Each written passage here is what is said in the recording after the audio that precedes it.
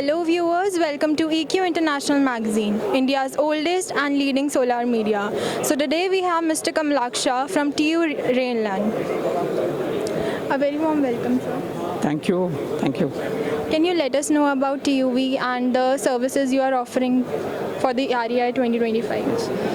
TUV Rheinland is an international company wherein we have our headquarters in Germany. And in India, we are operating since 1996. And in solar, yes, we have our established our test facility in 2010.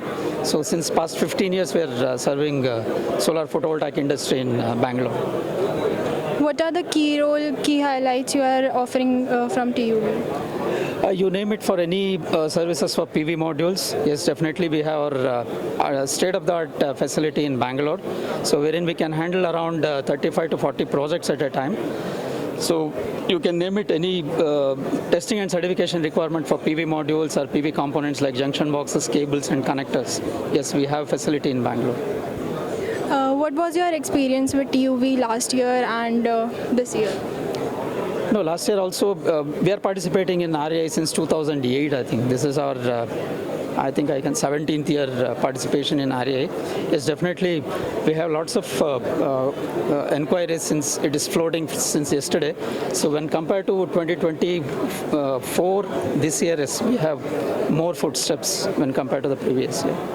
What are your strategies regarding the coming years, and is there any project in pipeline? No.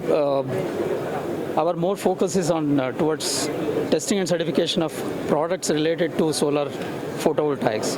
So you can name it PV modules or junction boxes, cables, connectors, PV inverters, or even BESS, battery energy storage systems. So more focus is on towards testing and certification of these products. But this year our major focus is on towards EV, because we are doing this since last 5 years. So this year there's a boost in Indian this one requirement. So that's why we are targeting more towards EV services. That's great, sir. Thank you so much for being with us, and all the best for the upcoming projects. Thank you.